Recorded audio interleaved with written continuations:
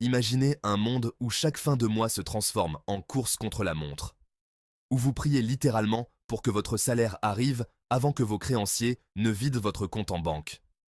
Un monde où, à chaque fois que vous sortez de chez vous, les panneaux publicitaires vous invitent à consommer plus, à prendre encore un crédit et à reporter vos paiements.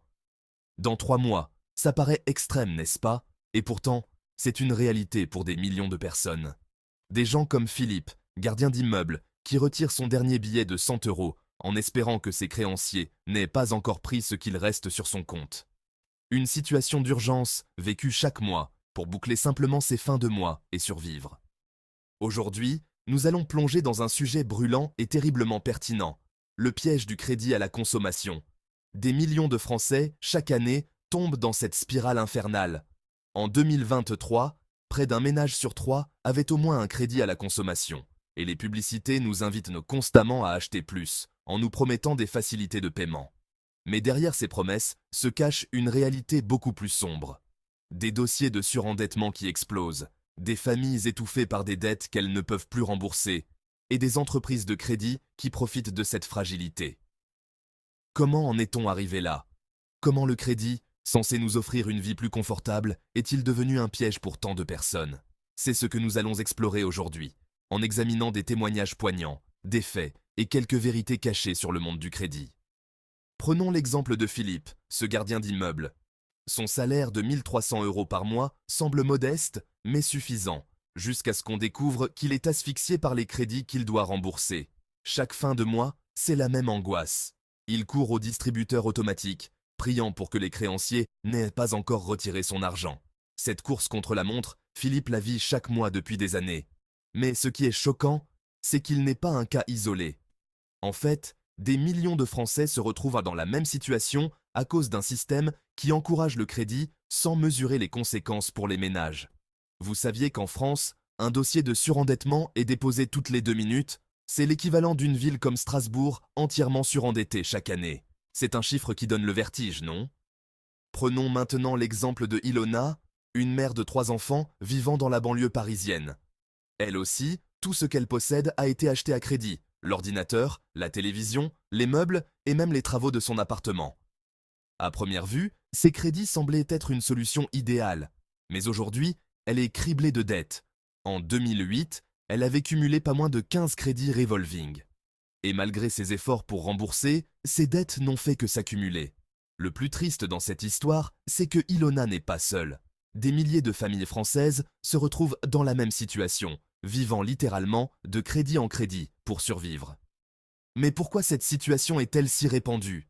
La réponse réside en grande partie dans les pratiques des entreprises de crédit et des banques. Ces dernières années, le crédit à la consommation a explosé, atteignant un montant astronomique de 147 milliards d'euros prêtés en France. Des entreprises comme Finaref, Cofinoga, Sofinco et bien d'autres sont devenues les champions du crédit renouvelable. Et leur publicité est partout, sur Internet, dans vos boîtes aux lettres ou encore directement dans les magasins. Et que font ces entreprises pour vérifier la solvabilité des clients? Officiellement, la loi impose des vérifications strictes, mais dans la pratique, c'est souvent une autre histoire. Des reportages en caméra cachée ont montré que dans certaines enseignes, on vous accorde un crédit sans même vérifier vos revenus. Tout semble si simple, mais quand il s'agit de rembourser, c'est une autre paire de manches. Alors, que se passe-t-il lorsque vous ne pouvez plus rembourser? La situation devient rapidement invivable. Le cas de Philippe, que nous avons vu plus tôt, illustre bien ce dilemme. Chaque mois, il jongle avec ses crédits, retirant de petites sommes avant que ses créanciers ne vident son compte. Mais cela ne fait que repousser l'inévitable. Il est pris dans une spirale qui ne fait qu'aggraver son surendettement. Pour Ilona, c'est la même chose. Elle se bat quotidiennement pour nourrir ses enfants, tout en devant rembourser près de 90 000 euros de dettes accumulées sur plusieurs années. Pour elle, chaque jour est une bataille, non seulement contre les factures, mais aussi contre l'angoisse et la honte de ne pas pouvoir subvenir aux besoins de sa famille. Ces histoires sont bien trop communes dans la France d'aujourd'hui. Et puis, il y a les conséquences psychologiques. Le surendettement n'est pas seulement une affaire de chiffres. C'est aussi une question de dignité, de bien-être mental. Une enquête de l'association Crésus a montré que près de 60% des personnes surendettées souffrent de dépression ou d'anxiété. Ces personnes se sentent souvent piégées, incapables de voir une issue à leurs problèmes financiers, ce qui peut mener à des situations désespérées. Et si vous ne parvenez plus à payer, les créanciers ne s'arrêtent pas là. Si vous manquez un paiement, les sociétés de recouvrement prennent le relais et leurs méthodes sont parfois choquantes. Prenons l'exemple de Jeanne et Albert, un couple de retraités qui, après des années à jongler avec des dettes, s'est retrouvé harcelé par des appels incessants. Des sociétés de recouvrement les menaçaient même de saisir leur maison, de vendre leurs meubles et de les expulser, tout cela pour quelques milliers d'euros. Ces méthodes sont non seulement stressantes, mais parfois illégales. Certains agents de recouvrement n'hésitent pas à faire pression en prétendant qu'ils vont venir avec des huissiers, ou même la police, pour expulser les débiteurs.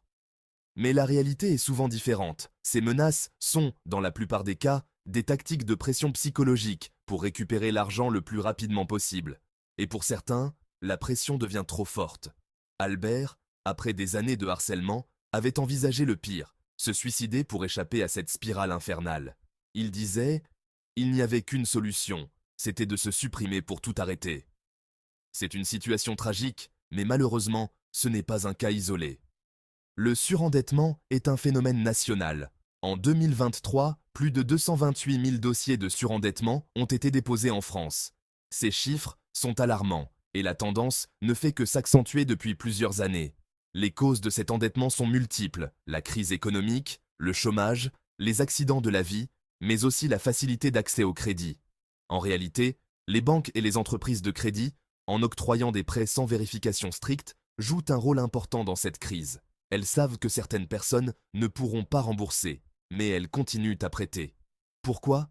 Parce que même en cas de défaillance, elles ont mis en place des systèmes pour récupérer une partie de leurs pertes, soit par le recouvrement, soit en vendant les créances à des sociétés spécialisées.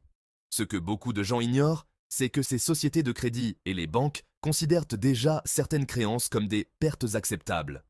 Pour elles, quelques milliers d'euros non remboursés sont négligeables comparés aux milliards qu'elles réalisent chaque année grâce au taux d'intérêt faramineux des crédits à la consommation. Vous vous demandez peut-être comment ce système peut perdurer alors que tant de gens en souffrent. La réponse réside en partie dans les failles du système bancaire français. Prenons le cas des rachats de crédit. Ce mécanisme, censé aider les personnes surendettées à regrouper leurs dettes en une seule mensualité, est en fait souvent un cadeau empoisonné. Au lieu de réduire la dette, il l'étale sur une plus longue période avec des intérêts qui peuvent parfois doubler le montant initial. C'est ce qu'a vécu Marc, courtier indépendant en Isère, qui aide ses clients à regrouper leurs crédits. Sur le papier, cela semble être une solution miracle. On réduit les mensualités, on respire un peu. Mais en réalité, la dette s'accumule encore plus. Pour Marc, ce qui est choquant, c'est que ces mêmes banques qui vous aident à regrouper vos crédits sont aussi celles qui vous ont prêté l'argent initialement. C'est un cercle vicieux, et les consommateurs se retrouvent pris au piège. Et que fait le gouvernement dans tout cela? Depuis plus de 20 ans, chaque gouvernement tente de renforcer la législation autour du crédit à la consommation. La loi Lagarde de 2010 a été l'une des tentatives les plus notables, imposant aux sociétés de crédit de vérifier la solvabilité des emprunteurs et de consulter obligatoirement les fichiers des incidents de remboursement. Mais malgré ces lois, le système reste largement imparfait. Le problème réside en partie dans l'absence d'un fichier positif en France. Ce fichier, qui existe dans de nombreux pays européens, permettrait aux organismes de crédit de vérifier l'endettement total d'un emprunteur avant de lui accorder un nouveau crédit. Mais jusqu'à aujourd'hui, sous la pression des banques, la mise en place de ce fichier a été systématiquement retardée. Résultat, des centaines de milliers de Français continuent de s'endetter sans qu'aucune instance ne puisse vraiment surveiller leur situation. Mais tout n'est pas perdu. Certaines initiatives visent à sensibiliser les plus jeunes aux dangers du crédit facile. Par exemple, l'association Crésus organise régulièrement des ateliers dans les lycées pour éduquer les adolescents sur la gestion de l'argent et les pièges du crédit. Dans ces sessions, les jeunes apprennent comment un simple achat à crédit peut se transformer en une dette colossale. Prenons le cas de cet atelier dans un lycée de la Marne. On y explique aux élèves qu'acheter une machine à laver à crédit peut paraître anodin, mais que cumuler plusieurs crédits peut rapidement devenir insoutenable. Le message? Méfiez-vous du crédit facile, surtout en temps de crise. Et pour beaucoup de ces jeunes, c'est une véritable révélation. Alors, quelles solutions existent pour sortir de cette spirale infernale? Heureusement, il y a des recours. En France, la procédure de surendettement est une solution de dernier recours pour ceux qui ne peuvent plus rembourser leurs dettes. Cette procédure, gérée par la Banque de France, permet de négocier un rééchelonnement des dettes, voire leur annulation partielle. Mais cette solution n'est pas sans conséquences. Elle laisse une marque durable sur le dossier financier des personnes concernées, et celles-ci peuvent avoir du mal à obtenir un nouveau crédit à l'avenir. Néanmoins, pour des milliers de familles, c'est un soulagement inestimable. Cela leur permet de reprendre un peu le contrôle sur leur vie financière. Nous avons parcouru ensemble les différentes facettes de cette crise du crédit à la consommation, et les histoires de Philippe, Ilona et bien d'autres montrent à quel point cette situation est complexe et difficile. Mais tout n'est pas perdu. Il est essentiel d'être vigilant, de comprendre les pièges du crédit et de ne pas céder aux sirènes de la consommation facile.